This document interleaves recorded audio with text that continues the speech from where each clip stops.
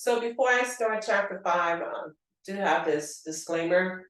The content presented in this lecture video is provided for educational and informational purposes only. Chapter 5 deals with data collection. Data collection. Some of the objectives that we're going to discuss in chapter 5 are choosing a research method, sample selection, measurement issues, disruptive technologies. What exactly is big data? Analytics, data mining, data management, and qualitative research. Choosing a research method. Now, researchers design studies to answer research questions. Your research method, or the method that you choose, is contingent on the questions you want to answer or the problems you want to solve. So as a researcher, you will identify the relevant independent variables and dependent variables, depending on the type of research. Of course, independent and dependent variables you will find in quantitative research. So you as a researcher, you have decisions to be made about conducting the study. Now, the kinds of participants to be used, these are some of the questions or the focus areas that you must consider. You know, the type of or the kinds of participants you want to use in your study. How many participants? It's another one, okay? How are you going to obtain these participants for your research? Will you have surveys? Will you have a questionnaire? Will you, conduct an observation, for your research? So you have to provide instructions, tasks, and measures, okay? Now, secondary data, of course, is data that was left behind by another research or collected for some other purpose. Now, most of the research that students have conducted in the past, of course, were from secondary data. As a new researcher, you do not want to reinvent the wheel, so to speak. You don't want to start something new because it can take sometimes years to complete the research.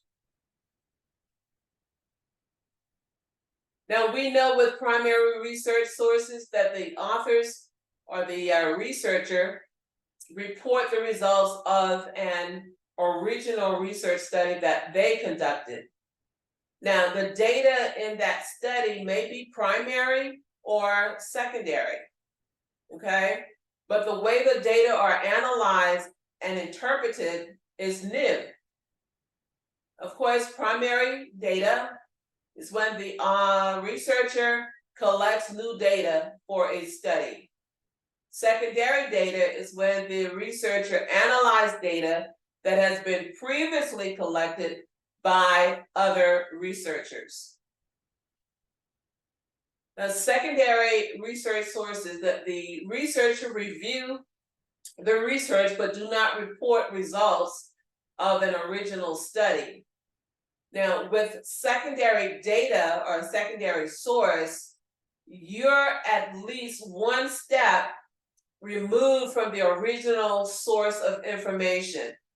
In other words, you want to look at research or you want to review articles that have been of studies that have been performed, okay? You don't want to start anything new. You want to look at research that has been already conducted and they have already provided the results of this research. Again, I must reiterate that your research topic is one that you will choose. You make that decision as to what you want to research, or what problems do you see that you want to solve. That's what research is all about, having a research or conducting a research because you want to solve a problem or problems. Okay?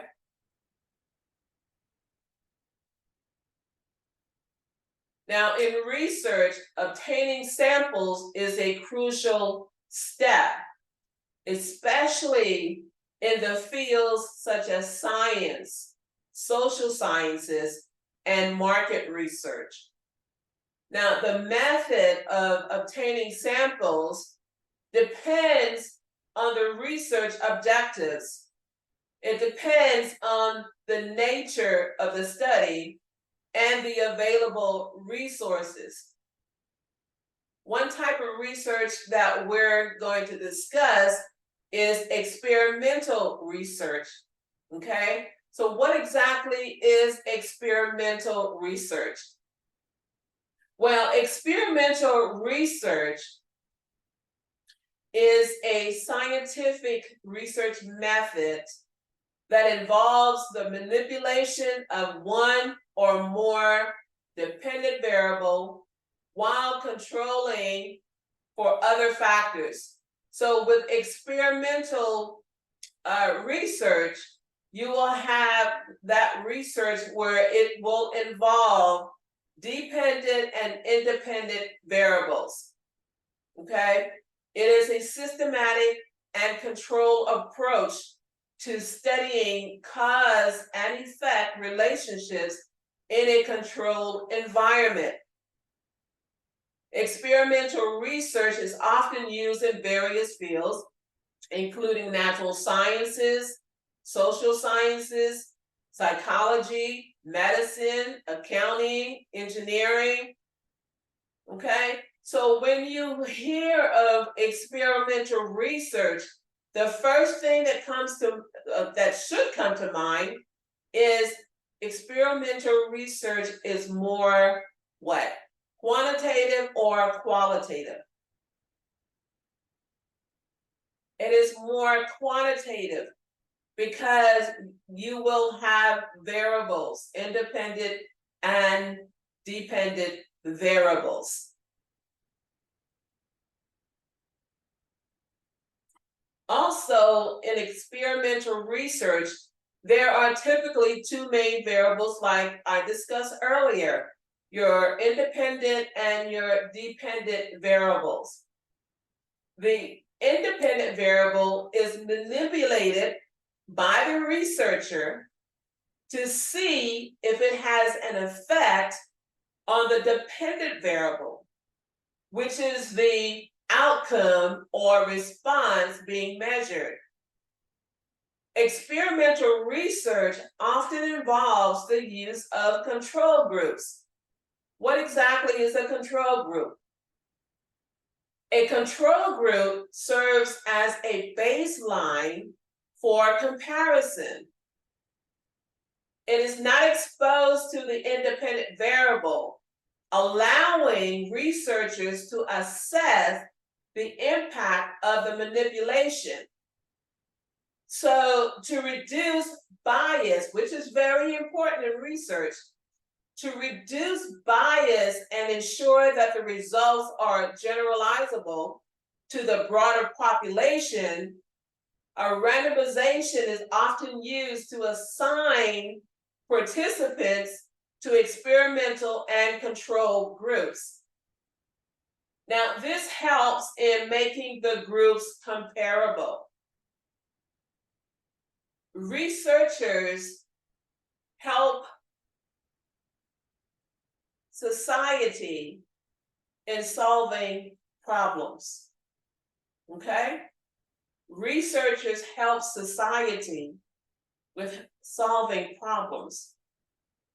So researchers use various experimental designs, such as pre-test and post-test designs.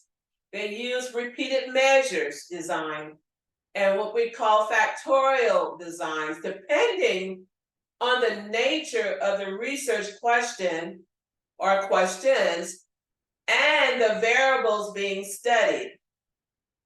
So in an experimental research, researchers formulate hypotheses or a hypothesis. More than likely, it's going to be more than one. So I would say if you're going to conduct a quantitative research, more than likely you will have at least two or more hypotheses. Okay, so researchers formulate hypotheses about the expected relationship between the independent variable and the dependent variable. Now, these hypotheses guide the research process and help in interpreting the results. Now, data is collected through standardized procedures and measurements to ensure consistency and accuracy. Data can be collected through various methods.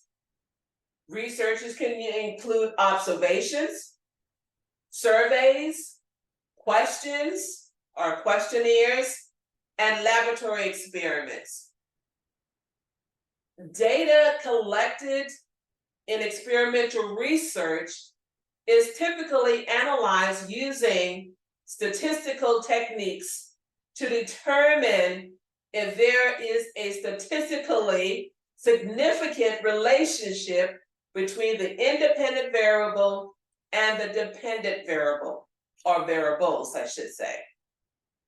So as you see, experimental research is a powerful method for establishing causal relationships and is often considered the gold standard for scientific research. It allows researchers to test hypotheses, make predictions, and draw conclusions about the effects of specific variables on a particular outcome. Surveys. Now, surveys are a common data collection method in research, particularly in social science or social sciences and market research. Okay? Accounting is considered social science. Conducting surveys involve gathering information from a sample of individuals or entities through a set of structured questions. Surveys are conducted to collect specific information, opinions, attitudes, or data from a sample of the population. In some researchers, when they're going to conduct a survey, sometimes they will reward the participant for responding to a survey. But in your case, I don't think you would want to do that. Okay, but some researchers, and I'm pretty sure you've seen some companies where they will send out a mass of surveys, and in order for them to get the participants to respond to their surveys, they will award them with some incentive, you know. Even I receive emails from publishing companies or other companies per se. They want my feedback, okay? And they will send a survey for me to complete, and they will provide maybe an Amazon card. You know, most of the time it's usually Amazon that they will, you know, send to participants. But of course, not every participant will receive that award. They will sometime have some type of means or ways to select, you know, a certain number of people to send out these gift cards to. Okay. So again, surveys use a standardized set of questions, or it could be statements or items which are administered to respondents or participants. Now, these questions can be closed-ended, okay, like multiple choice, or using the Likert scale, okay, or open-ended questions allowing for free text responses. However, with these open-ended questions, it does take more time because you have to read through them, right? You have to read through them, and then there's just more additional steps that you have to follow in order to categorize them the way that you want your research to, to be. So you want to be careful with having open-ended questions, unless you have the time, to try to, administer these questionnaires. Okay. So surveys are typically administered to a sample of individuals or entities, like I said, selected from a larger population. Now, the goal is to obtain information from this sample and make inferences about the broader population. For example, say you want to conduct a study on CEO compensation, okay, and you want to send out a survey. Of course, your survey will definitely have to have where they will select the gender. You might want to ask a question about, the age range that may be included in your survey. If you want to send it out, say for instance, you want to use SurveyMonkey, and you want SurveyMonkey to administer this survey for you, and they will send it out nationwide. But your survey will, have some of these categories in it: age, salary, the area where they're, the industry, the industry that they're working in, or where they're located. Okay, so it depends on the type of study and the problem that you're trying to solve, will be determined on the questions that you'll ask in your survey. Okay, now survey research often generates quantitative data, making it suitable for statistical analysis. However, qualitative research or qualitative survey questions can also be included for a more in-depth understanding. Now, surveys are typically administered systematically, okay? Just like I said earlier, using SurveyMonkey. So it's ensuring consistency in how questions are asked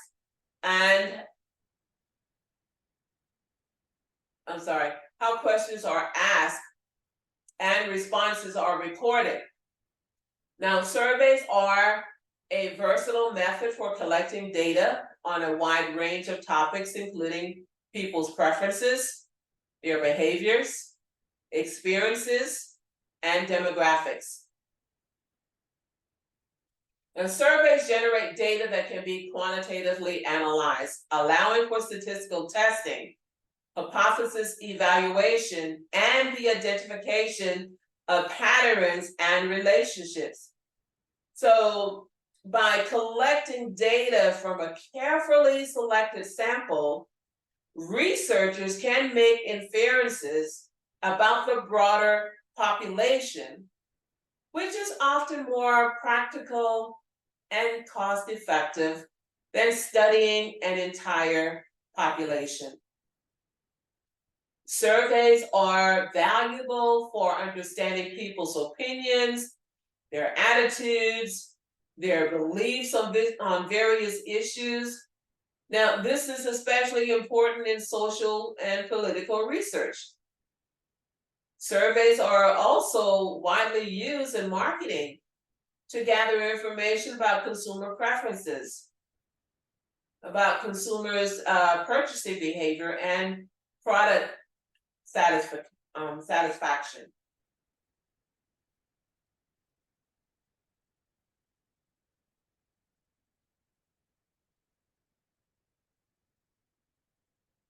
Now, there are 4 types of measurement scales. Now, these measurement scales that I'm referring to will be what? In quantitative or qualitative research. We will discuss. So what exactly is measurement when we're talking about that? Well, measurement is the assignment of symbols or numbers to something according to a set of rules.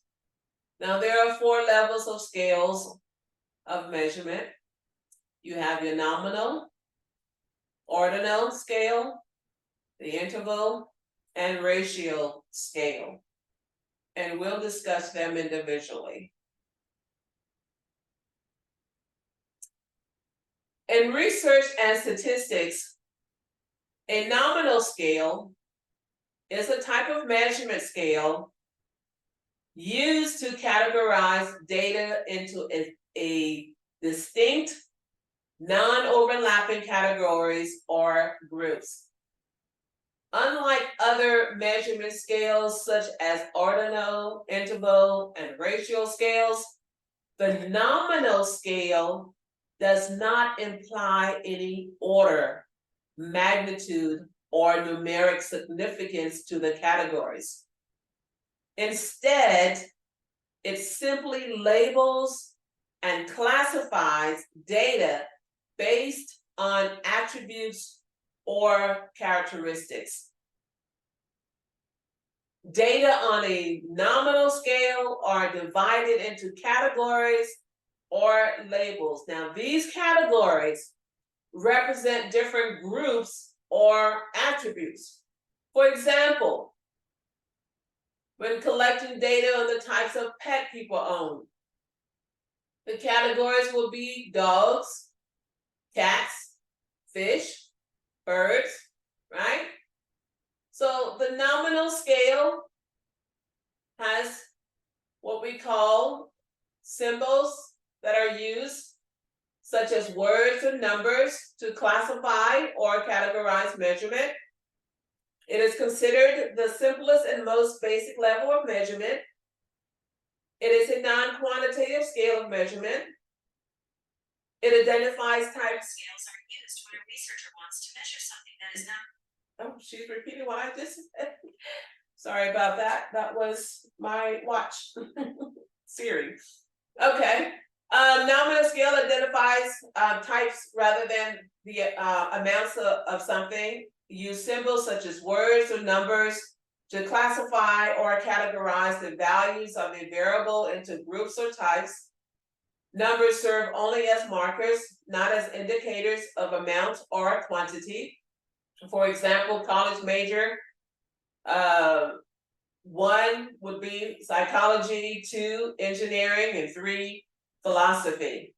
Another example or other examples, personality type, the country you were born in, or gender. That's nominal scale. Ordinal scale. An ordinal scale is a type of measurement scale that categorizes data into ordered categories or groups, where the categories have a meaningful sequence or rank, but do not necessarily have equal intervals between them. Ordinal scales convey information about the relative order or position of items or observations in a data set. but they do not provide information about the magnitude of the difference between the categories. So ordinal scale, you have a rank order measurement scale. Any variable where you don't know if the distance between the levels. It allows you to determine which person is higher or lower on a variable of interest. Examples of ordinal levels variables: the order of finish in a marathon. The distance between the first place and second place runners might be different from the distance between the second place and the third place runner. Another example, social class. You might want to, categorize people by their social class, high, medium, or low, or middle class. Rank ordering of applicants for a job, rank ordering of need for special services. Other example is if you want to, find out the participants' educational attainment.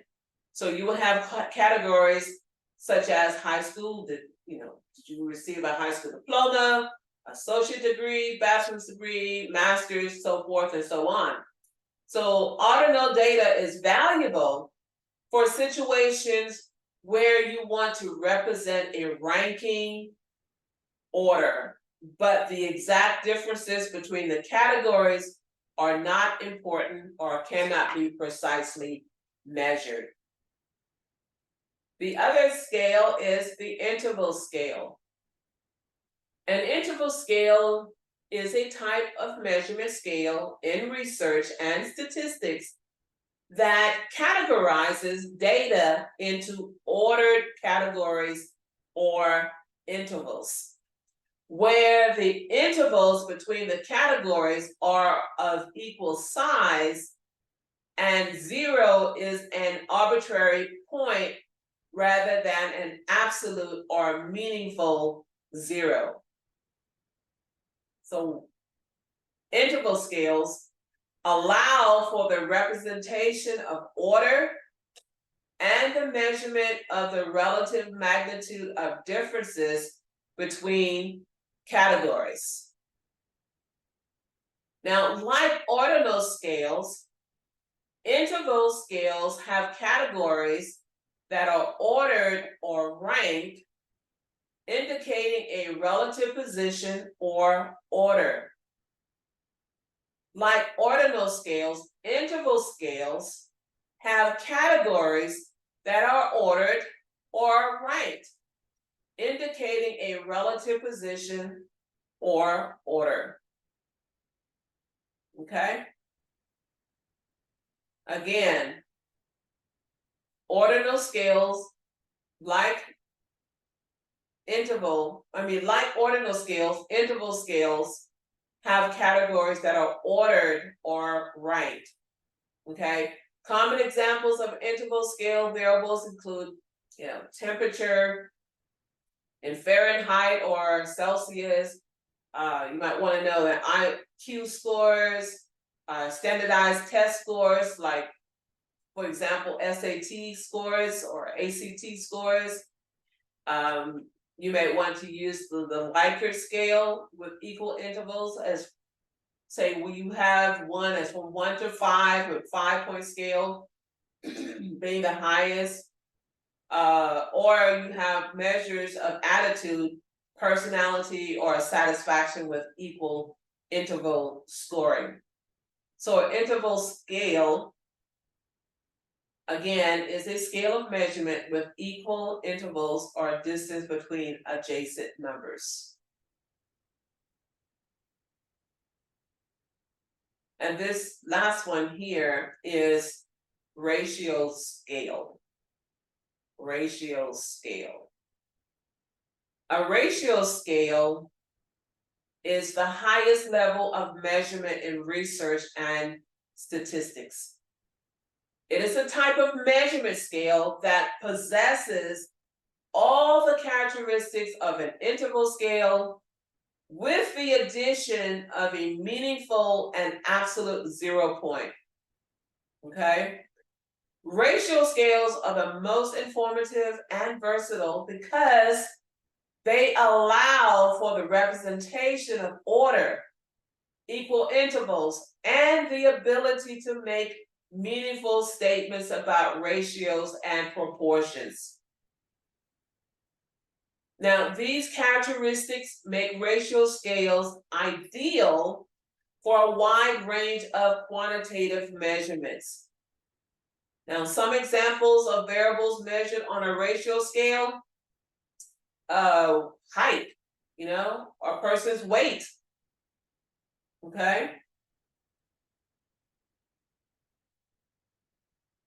Or annual income. If your annual income is $0, then you earn no annual income. You can buy absolutely nothing with $0. All right, so we come to the question number one. I think this, yeah.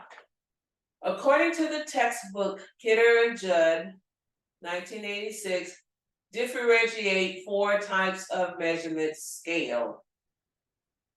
Is it A, nominal, ordinal, interval, and ratio? B, nominal, ordinal, interval, and quality? C, ordinal, nominal, and constant? Or is it D, variable, constant, manipulation, methods? Is it A, B, or C? And the answer is, of course, A. Nominal, ordinal, interval, and ratio. Now, this is one of the questions in the assignment, if you have not already completed it. So next, we're going to discuss disruptive technologies. Now, we all can agree that disruptive technologies have always been with us. According to the author, technological disruption in accounting and auditing impends to alter the profession and the participants. The textbook listed 5 areas that provide potentials for research. One is big data. Artificial intelligence, that's what everyone is talking about today now, AI. And yes, there's nothing wrong with you deciding on discussing or researching artificial intelligence. Although, yes, we've had many research, we've had many thesis and capstone project on AI and how it impacts accounting and accountants, how it is going to be in the future. It's okay if you want to do that. I have nothing against that, okay? Because it's something that you want to solve. You want to research. So with big data, you have your AI, data mining, automated decision-making, algorithms, and machine learning. Cryptocurrency. It provides a payment platform involving a virtual currency, providing irreversible electronic transactions and a public transaction history. A lot of people feel that crypto may or may not be, well, they feel that the dollar is on its way out and crypto will be in, but we shall see. Maybe you want to research that, Blockchain.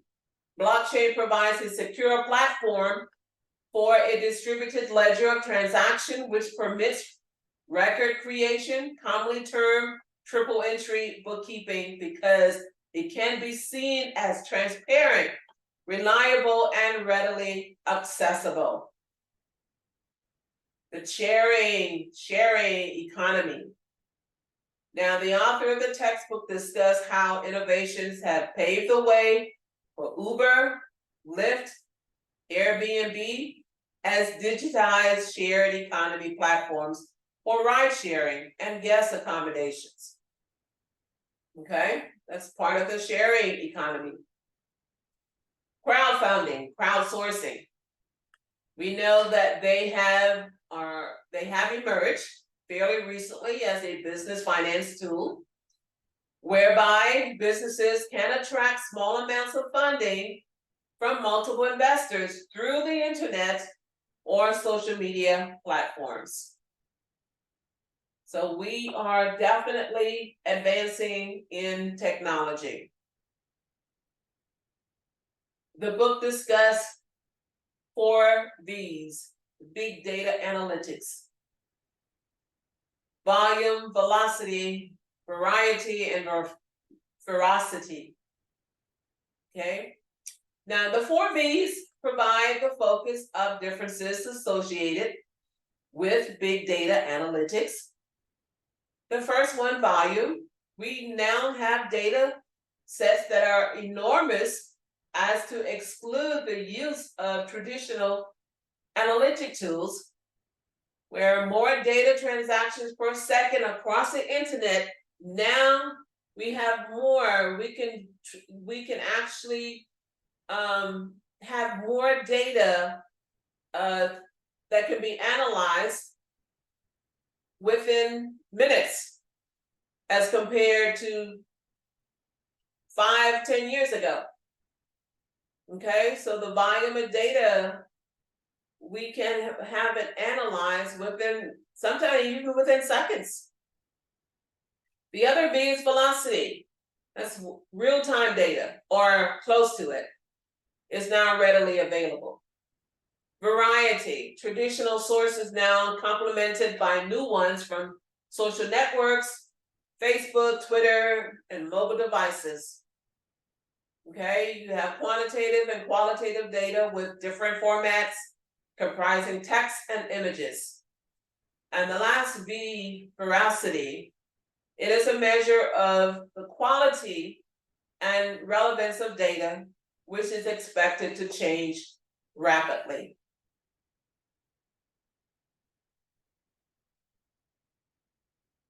Data mining. Now, data mining is a process used by companies to turn raw data into useful information. By using software to look for patterns in large batches of data, businesses can learn more about their customers to develop more effective marketing strategies, increase sales, and decrease costs. Now, the authors, Amani and Fadala. Anyway, these authors in the textbook, they identified 5 areas that provide a plethora of publications.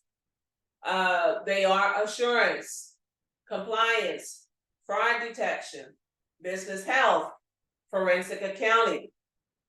Assurance is largely driven by the need to avoid the next accounting scandal or the next audit failure, thus focusing on internal audit and violations of management accounting controls. Compliance, when we talk about compliance, we're talking largely more on tax rules and fraud detection. Business health is where the most dominant area of research has concerned failure prediction. And of course, forensic accounting, whereas we have fraud risk assessments by auditors. So after collecting your data, you as a researcher must know how to manage your data. You may use spreadsheets and database software to manage your data.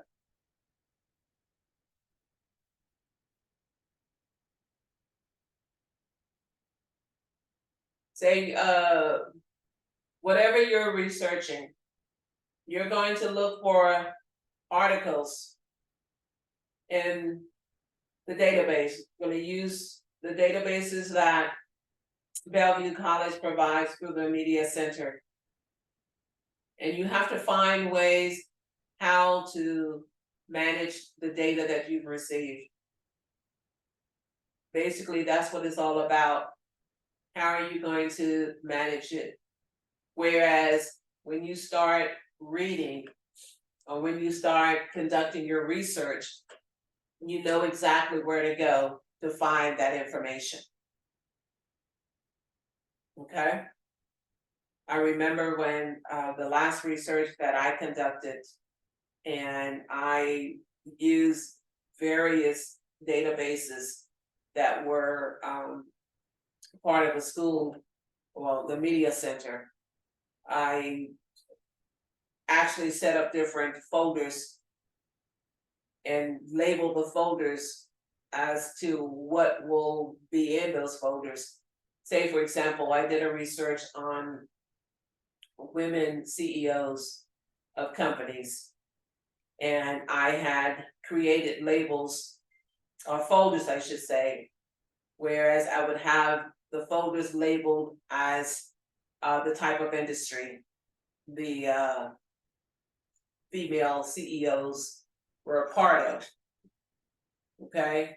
Or I think I may have had folders labeled as the location of where these companies were located. So while you're doing your research, you'll know exactly. Of course, it's going to be trial and error because of this will be your first time, but you'll just have to find ways on how you're going to manage your data.